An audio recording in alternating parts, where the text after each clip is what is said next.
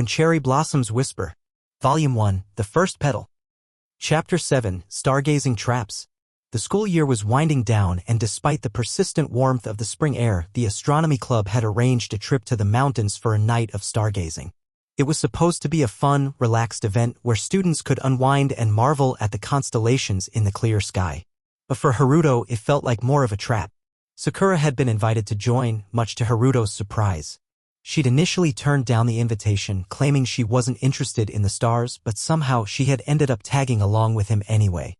The truth was, Sakura rarely did anything unless there was a hidden reason behind it, and Haruto couldn't help but wonder if the trip was just another way for her to keep her distance from everyone else. Yet here they were, sitting side by side under a blanket of stars. The cool mountain breeze rustled through the trees as Haruto unpacked his sketchbook and settled down on the soft grass beside Sakura. The club members were all gathered around the large telescope, gazing up at the stars, but Haruto's attention was elsewhere. His mind kept drifting back to the tension between him and Sakura. Something had shifted between them in the past few days. The quiet moments, the brief touches, and the unspoken words that hung between them seemed to fill the space in ways he couldn't quite explain. Sakura sat quietly beside him, her gaze fixed on the sky. She seemed detached, almost as though she was trying to block out everything around her. Haruto glanced at her from the corner of his eye, unsure of how to bridge the silence that had settled between them. "I never understood why people are so obsessed with stars," Sakura muttered, her voice barely audible over the whisper of the wind. Haruto turned toward her, raising an eyebrow. "Why's that?" Sakura paused for a moment, as if considering her words carefully. "They're just balls of fire burning in space, right? There's nothing romantic about them. It's not like they care about us." Her tone was sharp, but there was a sadness hidden underneath the words, a sadness that seemed out of place for someone who usually wore a mask of indifference. Haruto sat up a little straighter. "But isn't that what makes them beautiful? That they're so far away and yet still shining? It's not about them caring about us, it's about us seeing something so far out of reach, yet still finding something worth looking at."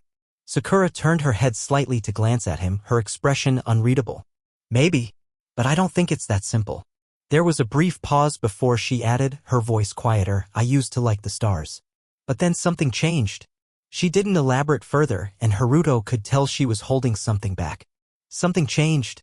Haruto repeated, his curiosity piqued. "What happened?" Sakura's gaze turned to the sky, her eyes distant.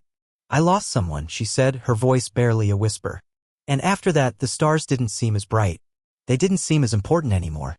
Haruto felt his heart clench. He hadn't known. He had always assumed Sakura was someone who didn't care about much, someone who never let anything affect her. But now, in this quiet moment beneath the stars, he was learning that there was so much more to her than he had ever realized. "I didn't know," he said quietly, his voice soft and sincere. "I'm sorry." Sakura didn't respond immediately, and for a moment it seemed as though she might retreat into her usual silence. But then, to Haruto's surprise, she spoke again, her voice tinged with vulnerability. "Do you ever feel like you're stuck? Like you're constantly looking for something, but you don't know what it is?"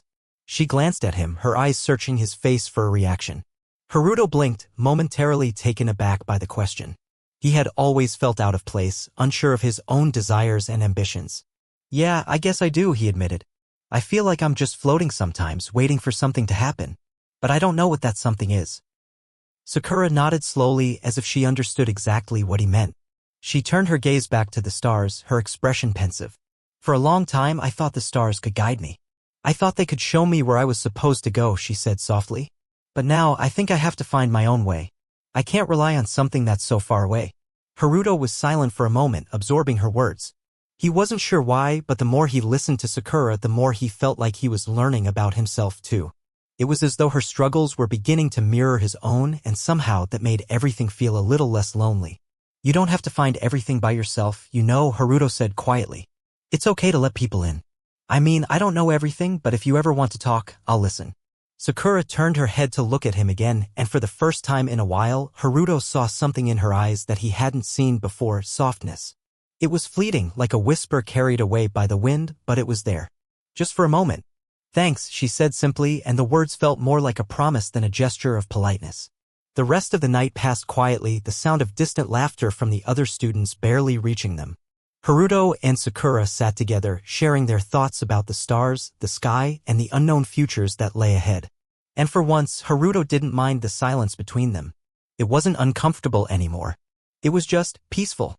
As they packed up to leave, Haruto couldn't help but feel like something had shifted. Something deeper than just the stars above them had changed between them. He didn't know what it meant yet, but he knew that, somehow, this night would stay with him for a long time. Thanks for watching our video. If you find this video interesting, then please subscribe our YouTube channel.